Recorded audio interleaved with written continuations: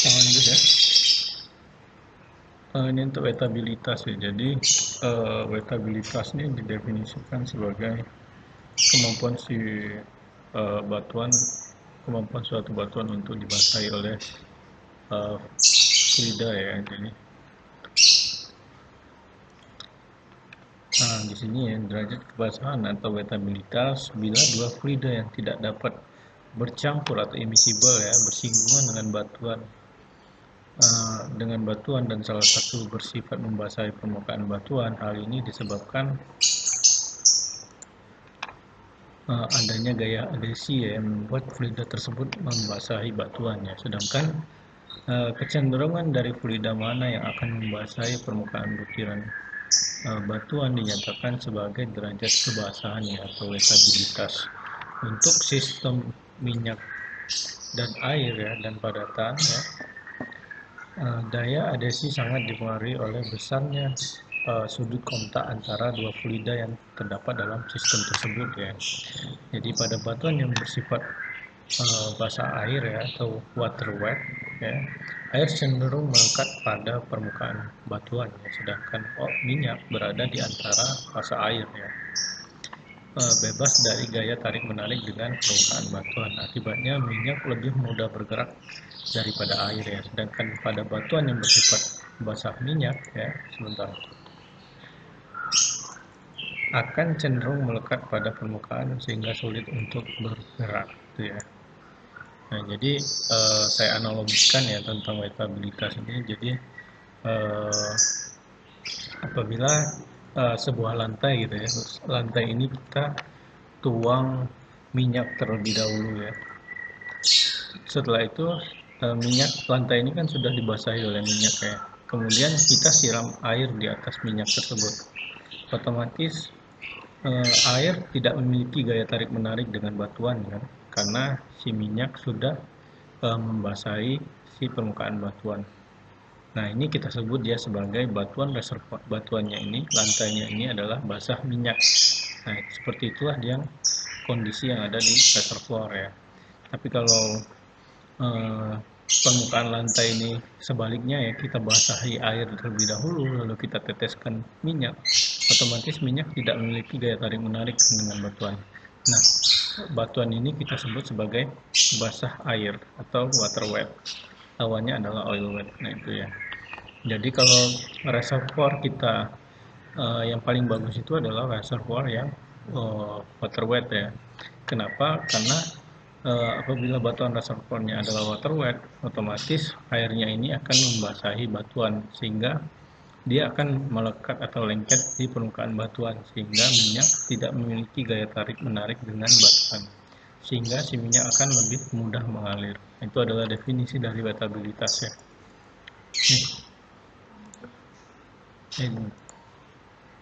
Nah, ini adalah ini adalah gambaran dari si wetabilitasnya. Jadi kalau kita lihat seperti ini ya, ini adalah batuan yang dibasahi oleh air ya, atau water wet. Nah, di sini kita lihat sudut kontaknya kecil dari 90.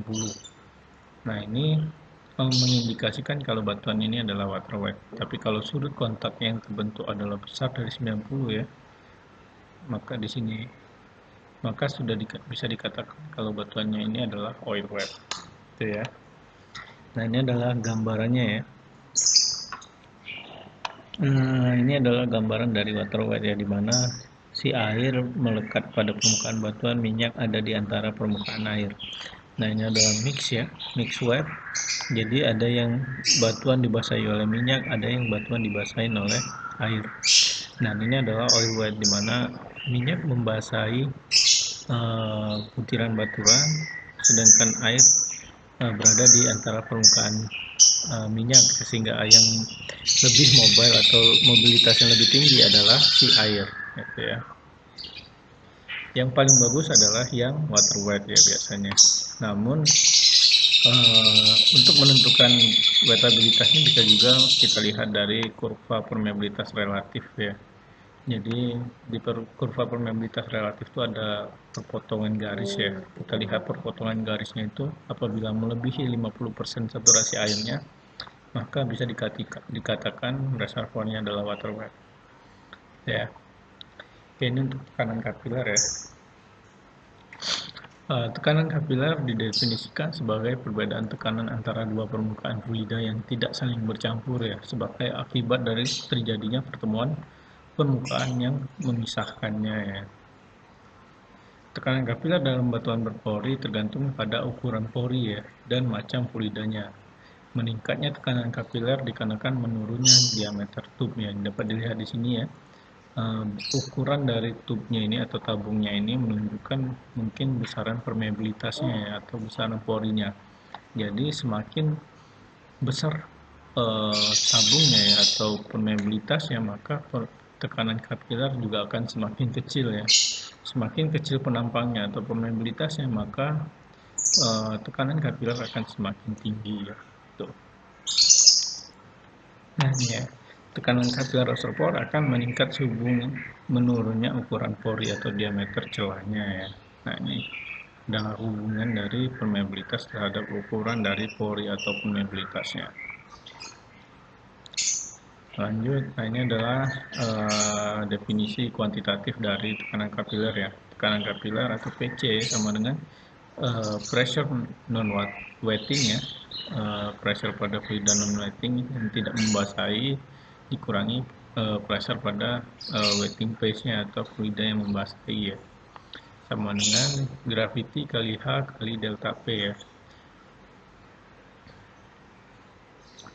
Nah ini ya, PNW tekanan fluida bukan pembasah ya, non-wetting ya, pada bidang antarmukanya.